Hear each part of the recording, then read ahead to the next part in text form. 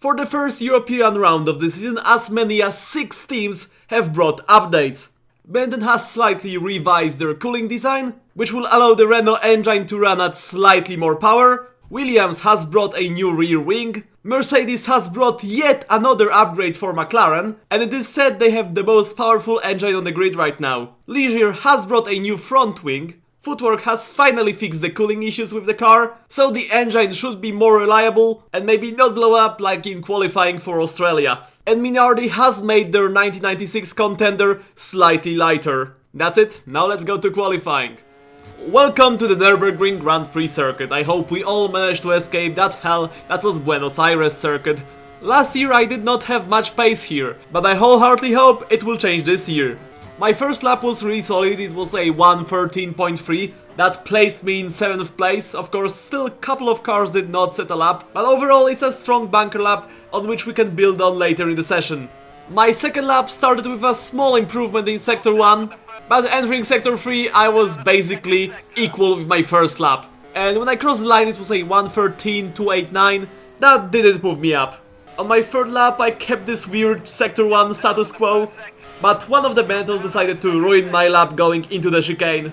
I started my final lap with no pressure really, I was happy with that first lap, and I got a really good Sector 1, I improved by 0.3 of a second.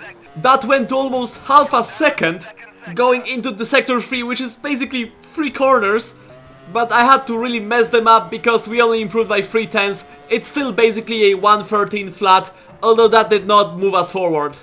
Of course, as always, we have post-qualifying inspection, for which TYRE of Ukyo Katayama, Minardi of Luca Badoer and Sauber of Pedro Diniz were picked. All 3 of them have passed without any issues. Hello there. Welcome to Europe. With drizzle in the air and a slightly damp circuit, these are the sort of conditions that the great drivers thrive on.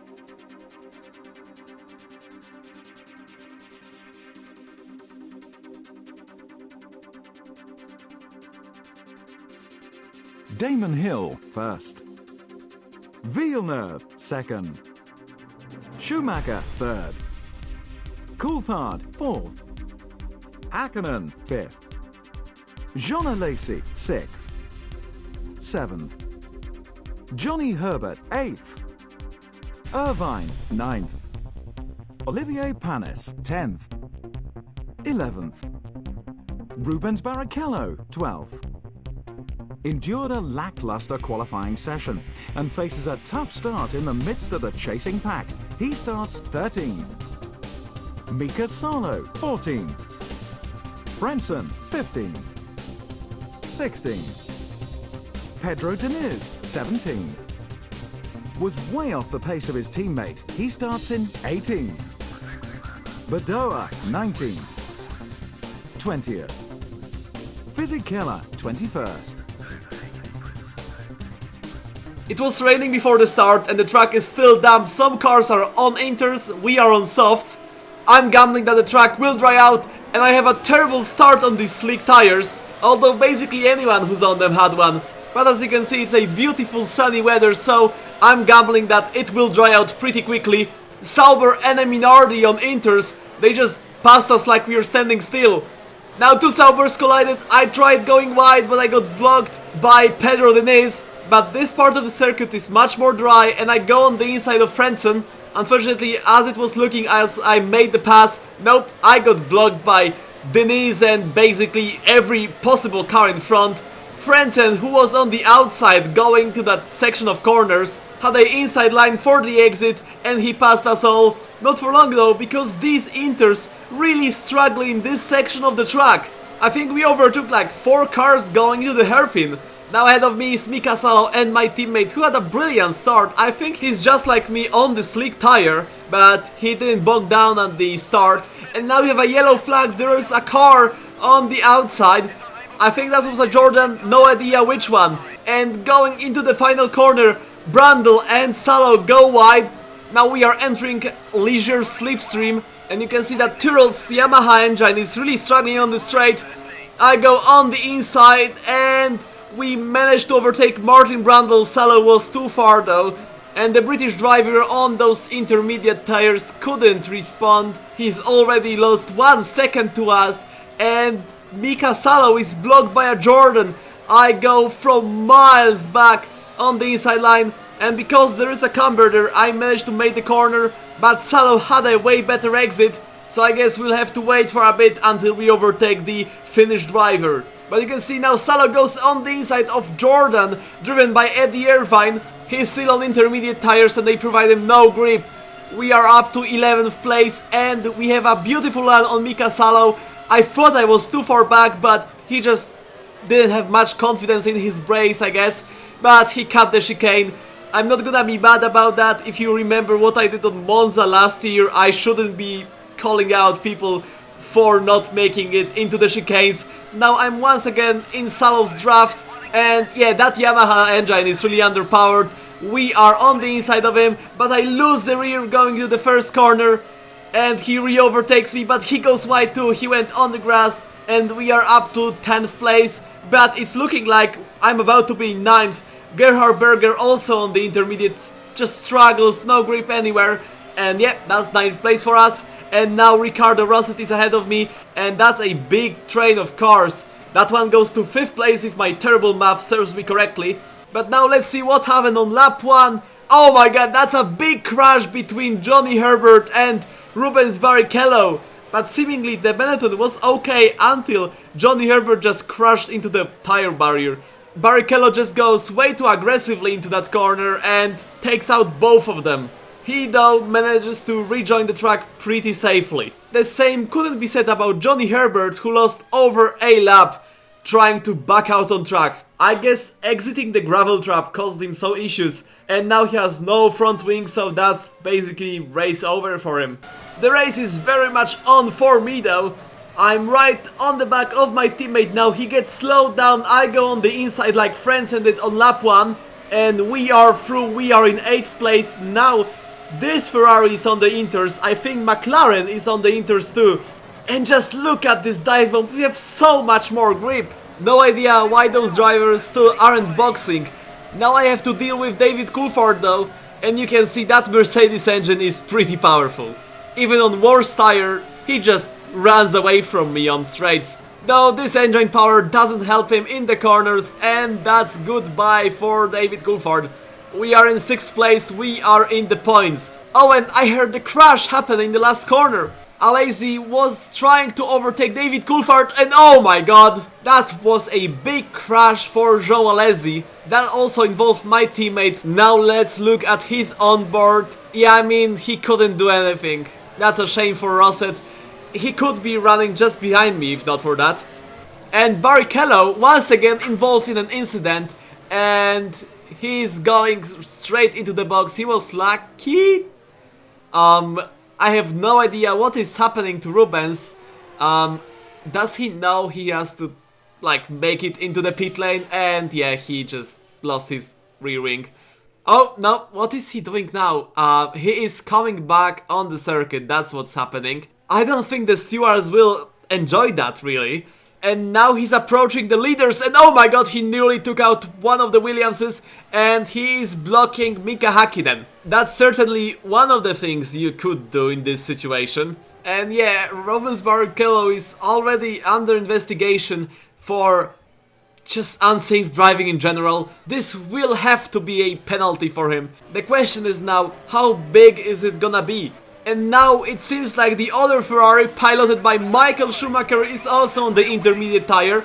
So that's another position for us. We are already in 5th place, right behind Olivier Panis in that upgraded Ligier. And that car seems to be really fast. He is faster than me by around a second. Oh, and guess who's that? That's Rubens Barrichello. And after I overtook him, he was involved with a collision with Ukyo Katayama. Although that one was on the Japanese driver.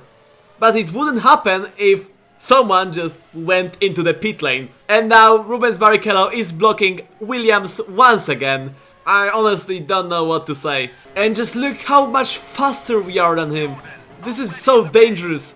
And he has nothing to gain from that. And now we are about to lap a Benetton.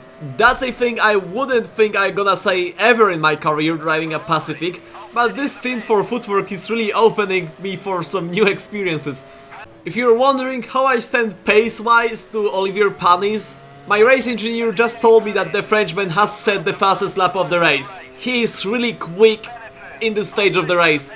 Oh, and that's a Minardi that goes on the grass right in front of me and I blindly follow it.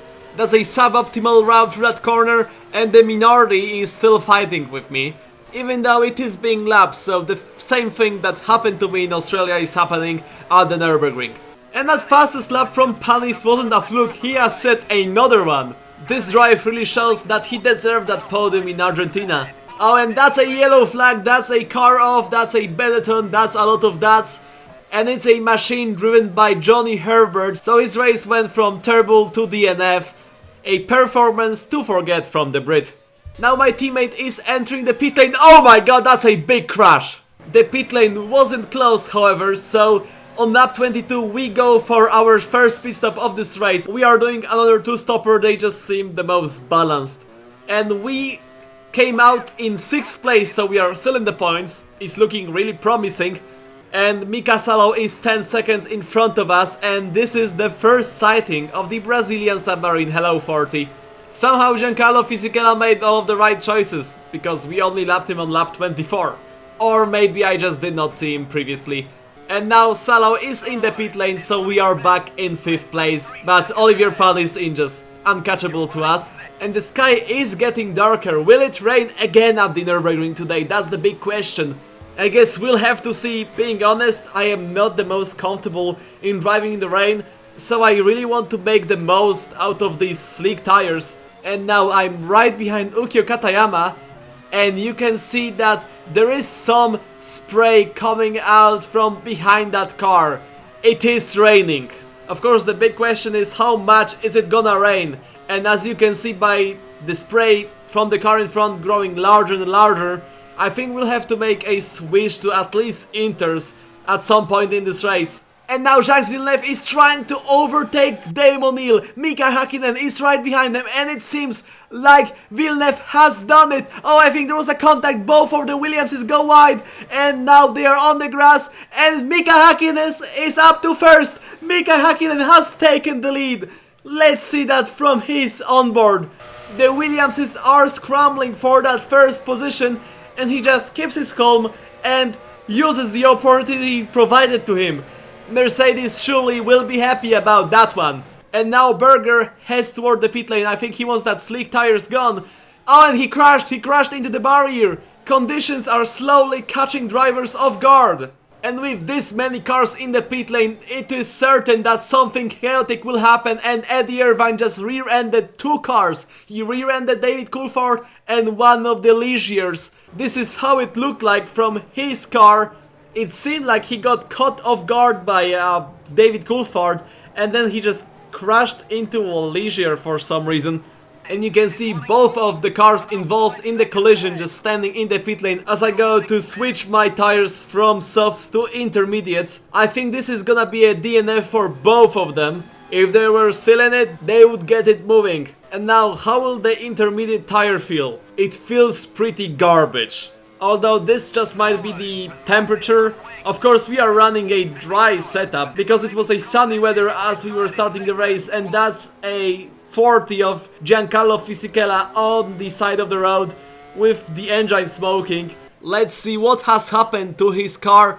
He's going through 3 and 4, and as soon as he is on the exit, the car just stops and there's a black smoke coming from his engine. Oh, and a Minardi nearly rear-ended him. And now Mika Salo is exiting the corner number 4, and he just gets caught off guard by the conditions and a 40 standing there, and he loses his front wing. I'm gonna be honest, I think I messed up. These tires feel bad, just as presented. Although I managed to save it, but I'm just not sure about these tires. We've done races in the wet conditions before, but if you remember, for example, Canada, we went there from wet to dry, not from dry to wet. I'm not sure about the tire choices in conditions like that. I mean, it doesn't look like it's wet enough for wet tire, really. I mean, it just started raining, so I don't know. I don't know what to do. We are losing time, but if we go for wet tire, we might lose even more time. The sky doesn't look this dark to me. It looked like the rain can pass any time, but as you can see, there's just no grip. I fight with the car every corner, and now we are going into the chicane and there's just no grip. I have to cut it. The car just did not stop at all. And 2 laps later I said, I'm gonna gamble, I'm losing so much time. We are going to wet tire. The rain is also getting much stronger, as you can see, and the wet tire actually feels kind of good. This seems like a correct choice. And now Martin Brundle is ahead of us and he's in 6th place. If we overtake him, we are in the points again. And my pace on that wet tire is really good. We are catching Brundle. We went from 5.5 seconds to just 3. So we might get into the points again. And now Heinz Altfrensen pulls into the pit lane with a gearbox failure. Unfortunately, in my pursuit of Martin Brundle, I caught up to some traffic. This is Pedro Diniz. The Saubers are still not looking good, and this entire ordeal costed me a lot of time. And just as I was closing up to Brundle, I made this error. It doesn't seem so severe, but it's right before a straight, and we lost a second from that alone. And now there's some fighting going right in front of us. I think Martin Brundle is involved. Is that a Williams? What is it doing here? There's also a Minardi. A big fight. And I have to overtake that Minardi as soon as it's possible if I want to join it. I think Martin Brundle just made a mistake because he is much closer to Minardi than to Williams. But I'm not sure the Williams might be lapping them both. I really don't know who's where. That first thing complicated everything, and longer into the race with the tire strategies and everything, just I have no idea who's where. I just know Brundle is ahead and I have to overtake him to get into the points. I'm just a second behind him. He's still following that car. That isn't optimal for him, of course. You cannot see anything in the spray. Of course, this is really bad for him. Great news for me. Unfortunately, my pace ran out. I lost 3 seconds to Martin Brundle and then I decided to pit. We are not boxing for intermediates though. I mean, that one didn't work out at all. We are going straight to slicks. That slick tire felt really good, even in the rain. I was hesitant to box for intermediates. I only got pressured into it when I saw all other cars for intermediates. So yeah, let's gamble. We have nothing to lose. Losing 7th position means nothing. You don't get points for it. And that slick tire already feels really good. I mean we've gained like 4 seconds in 2 sectors to Martin Brundle. This seems like a great tire choice that can carry us to points again, provided the rain doesn't come back. But the sky is getting brighter and brighter, and now Martin Brundle is in the pit, so we are in 6th place again. But we are gaining big time on Mika Salo. This tire call was the greatest thing that happened to us this race. In span of 2 sectors, we went from like being 9 seconds behind Mika Salo to being 3 seconds Mika Salo, and now we can actually see him. And starting next lap, we are right behind Mika Salo. I think he is not gonna box. I think he's carrying those wet tires until the end of this race. I mean, we are just 5 laps from the end. So this is something that makes sense, but just look how much faster I am than him. He has absolutely nothing that he can do about me. It's the same scenario as at the beginning of the race. And now Pedro Diniz is going into the chicane and his rear brakes just lock, and that's DNF for him. Lap 63, we see Olivier Panis right in front of us. There's also another car, but I have no idea what it is, although it looks like a Williams. Let's worry about that later. Now we have to overtake Olivier Panis and we might actually get into 4th place. Just look how much more speed I can carry through the corners. Although obviously you still have to be a little bit careful. There is still water on the track, which is indicated by spray coming out from behind those cars. Unfortunately, there were yellow flags for the Pedro Diniz car in the chicane, so no overtaking for us. But going into the Coca-Cola corner, Olivier Panis is just so slow. We are entering his slipstream and we are not gaining anything. That Leisure has a good engine, but it has no grip, and one move on the inside just gets it done with. And the car in front of us is Damon Hill, and this is actually for a position, and not just an ordinary position, a podium position. And he too can do nothing about our Slick Tire, although his engine tried to fight with us on that straight. But we are in third, we might get our first podium. And Damon Hill running on those sweat tires could do nothing about us. We are entering the Coca-Cola corner and start-finish straight, and we are about to get our first podium! Oh, third place, what a race for us.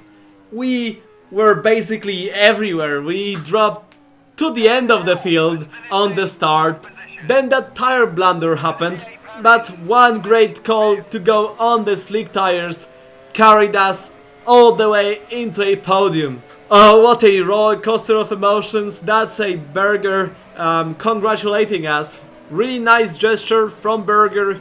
He pulled up to the side of my car, congratulated me. Thank you, Gerhard. Really nice from you. Oh, we've done it. First podium. Feels good. I'm honestly speechless. And of course, as always, after the race, 3 cars have been picked for the post-race inspection. Jordan of Eddie Irvine, Benetton of Johnny Herbert, and McLaren of Mika Hakkinen, who won the race. But all 3 of those cars have passed the inspection without any issues. And now let's take a look at the final results. Mika Hakkinen has won the race, Jacques Villeneuve has finished second, Bill Brahma aka me in third, Damon Hill in fourth, Olivier Panis in fifth, Mika Salo in sixth, Martin Brundle just outside of the points in seventh, Gerhard Berger in 8th, Michael Schumacher with a terrible race in 9th, Ukyo Katayama in 10th, Luca Badoer in 11th.